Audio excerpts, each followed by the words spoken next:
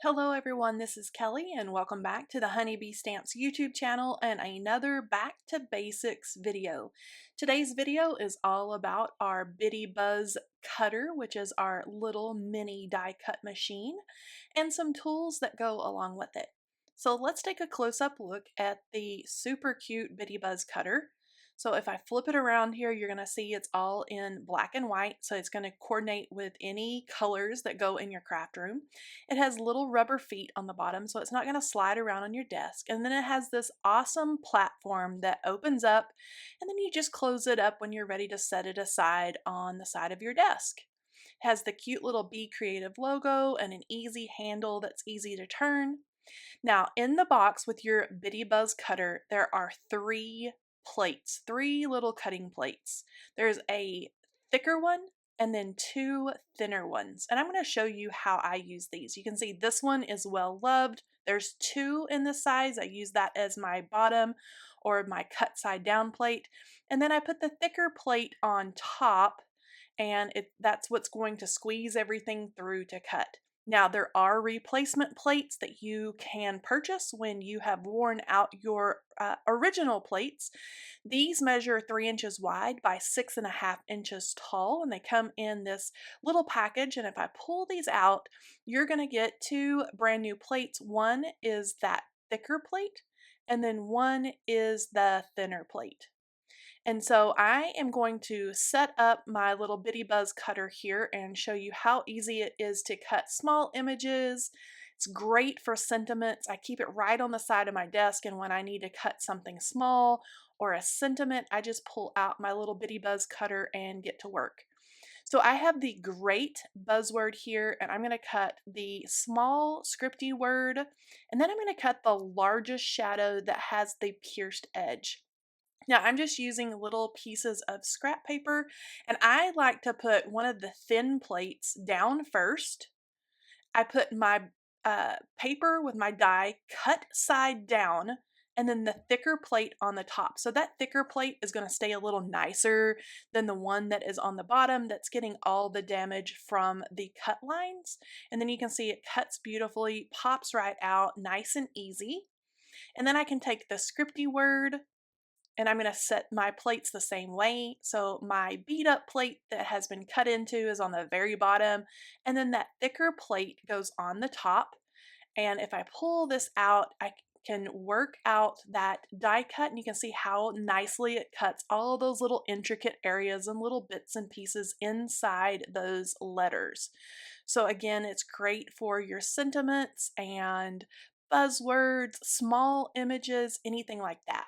Now, another handy tool is our Be Creative die pick. And I use this for lots of different things. You can see here I'm using the pointy end of that die pick to kind of pop out those little extra pieces of paper that are in the curls of the G and the T and the E and so on. There's a little spatula side that's on the other end, but this die pick is also great to pick up your little embellishments, your adhesive gems, place sequins into glue, and things like that. So I love that die pick.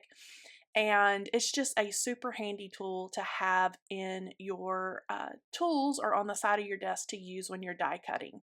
Now, when I use one of our cover plate dies, I love to use this die pick. There's usually some type of little hole in the cover plate that you can place the pointy end of that die pick in to release the paper from the cut side of your cover plate. Once I get all these little pieces that are kind of hanging out removed, then I can go into the smaller little areas and kind of poke out and release that paper. Now, it's super handy to get into the little intricate areas of these dies where sometimes the paper gets trapped inside, and you can just use that little pointy end to poke all of those out. Now, another way that I love to use the die pick is on the cover plate, the metal die itself. So a lot of that paper will stay inside, and if you don't have one of those fancy little brushes or anything like that, you can simply use the pointy end of that die pick to get down into the nooks and crannies and pop all of that paper out. Now your dies will cut with a little bit of paper inside those, but eventually it will kind of get built up into those little nooks and crannies and holes, and so you'll need to remove that some way. I also use my die pick to go around my little die cuts after I've adhered those with liquid adhesive. It cleans up any little stray areas of glue that may have seeped out from behind those die cuts. So it's a great little cleanup tool. I also, as I mentioned before, use that die pick to place my adhesive gems or these adhesive pearls.